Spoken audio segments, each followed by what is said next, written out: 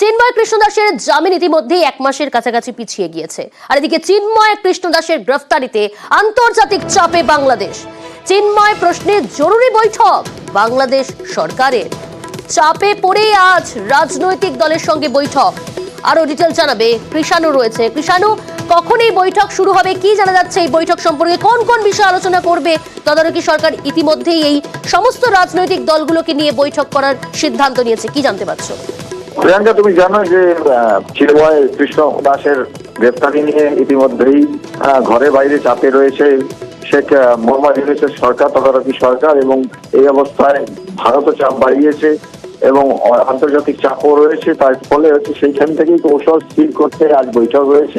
আজ বৈঠক 4টে নাগাদ বৈঠক হওয়ার কথা। সমস্ত রাজনৈতিক দলের সঙ্গে বসছেন সরকারের প্রধান উপদেষ্টা মোহাম্মদ ইউনূস এবং রাজনৈতিক দলের সঙ্গে কথা বলে তারা কৌশল স্থির করবেন যে এই চাপ থেকে কিভাবে বেরোনো যায়। কিন্তু আগামীকালের বৈঠক আরো বেশি গুরুত্বপূর্ণ। তার কারণ হচ্ছে আগামীকাল বাংলাদেশের সমস্ত গুরুত্বপূর্ণ ধর্মীয় দল এবং ধর্মপ্রধান যারা রয়েছেন, ধর্মীয় নেতা যারা রয়েছেন, তাদের সঙ্গে বৈঠক করবেন তদারকি সরকার। এবং সেখানেই তো স্থির হবে যে এই যে চিন্ময় কৃষ্ণ দাসকে গ্রেফতারিকে নিয়ে যে উদ্ভূত পরিস্থিতি, সে পরিস্থিতি কিভাবে মোকাবিলা করা যায়, তার জন্য সলা পরামর্শ হবে এই দুদিনের বৈঠকে। প্রিয়াঙ্কা, বেশ।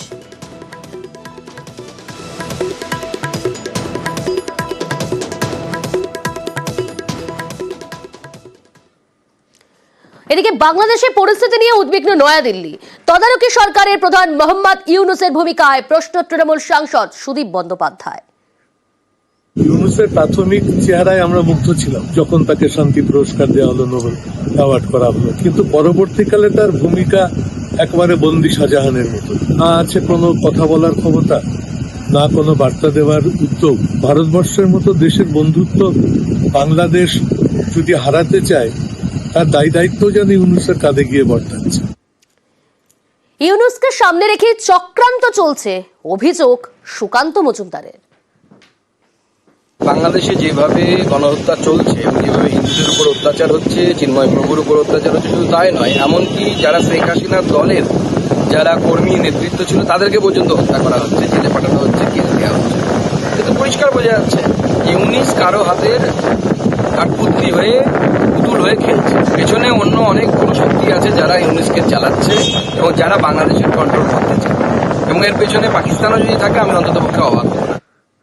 কিছুদিন আগে বিবৃতি দিয়েছিলেন, আর বিবৃতির পর এবার অডিও বার্তা। ফের ইউনূস সরকারকে তোপ হাসিনার।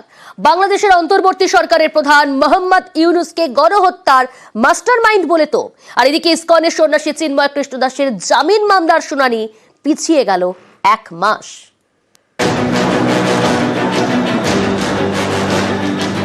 গত অগস্টে বাংলাদেশ ছাড়েন শেখ হাসিনা। তারপর থেকেই পদ্মাপাড়ের সংখ্যালঘুদের ওপর নির্যাতন চলছে বলে অভিযোগ। এরই মধ্যে গত মাসে ইসকনের সন্ন্যাসী চিন্ময় কৃষ্ণ দাসকে গ্রেফতার করা হয়। এতে পরিস্থিতি গরম হয়ে ওঠে। এ নিয়ে আগেই বিবৃতি দিয়ে ইউনূস সরকারকে নিশানা করেছেন শেখ হাসিনা। এবার অডিও বার্তা দিয়ে আক্রমণ। এটা কোন ধরনের সভ্যতা, কোন ধরনের আন্দোলন? এটা তো সরাসরি হত্যাকাণ্ড ঘটাবার চেষ্টা। যেমন 15ই আগস্ট জাতির পিতাকে হত্যা করেছে, ঠিক তেমনি ভাবে আরেকটা হত্যাকাণ্ড তারা ঘটাতে চায়। ডক্টর ইউনূস তার মেটিকুলাসলি মাস্টার মাইন্ড দ্বারা প্ল্যান করে সে করেছে। এই গণহত্যার বিচার ওই তার সমন্বয়কারীরা এবং ইউনূস তার মাস্টার মাইন্ড, তারাই লাশের পর লাশ ফেলেছে। একটা অন্তঃসত্ত্বা পুলিশ কনস্টেবল তাকে পিটিয়ে মেরেছে। হিন্দু, বৌদ্ধ, খ্রিস্টান কাউকে তো বাদ দেয়নি।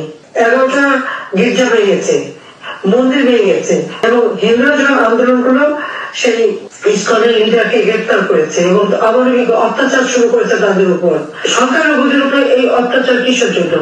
কেন তাদের উপর এইভাবে নির্মম ভাবে তাদের অত্যাচার করা হচ্ছে এবং তাদের উপর হামলা করা হচ্ছে? ইসকনের সন্ন্যাসী চিন্ময় কৃষ্ণ দাসের গ্রেফতারি এবং সংখ্যালঘুদের উপর আক্রমণ নিয়ে এর আগেও সরব হন শেখ হাসিনা। বিবৃতিতে তিনি লেখেন, চিন্ময় কৃষ্ণ দাসের গ্রেফতারি বেআইনি, তাকে অবিলম্বে মুক্তি দেওয়া হোক। সব ক্ষেত্রেই ব্যর্থ ইউনূস সরকার। সব ধর্মের মানুষের জীবন ও সম্পত্তি রক্ষা করতে হবে। মঙ্গলবার ইসকনের সন্ন্যাসী চিন্ময় কৃষ্ণ দাসের জামিনের শুনানি হওয়ার কথা ছিল, কিন্তু এদিন চট্টগ্রাম আদালতে তার কোনো আইনজীবী থাকতেই পারেননি। এর আগের শুনানিতে চিন্ময় কৃষ্ণ দাসের হয়ে উপস্থিত ছিলেন 53 জন আইনজীবী। অভিযোগ, এদিনের শুনানির আগে চিন্ময় কৃষ্ণ দাসের 2 আইনজীবীকে মারধর করা হয়, একজনের চেম্বার ভাঙচুর করা হয়। এতেই বাকিদের মধ্যে আতঙ্ক। আক্রান্ত হওয়ার ভয়ে চিন্ময় দাসের হয়ে কোনো আইনজীবী এদিন আর আদালতে যাননি বলে দাবি। এর জেরে 1 মাস শুনানি পিছিয়ে গেছে। সন্ন্যাসী চিন্ময় কৃষ্ণ দাসের জামিনের আবেদনের পরবর্তী শুনানি 2রা জানুয়ারি।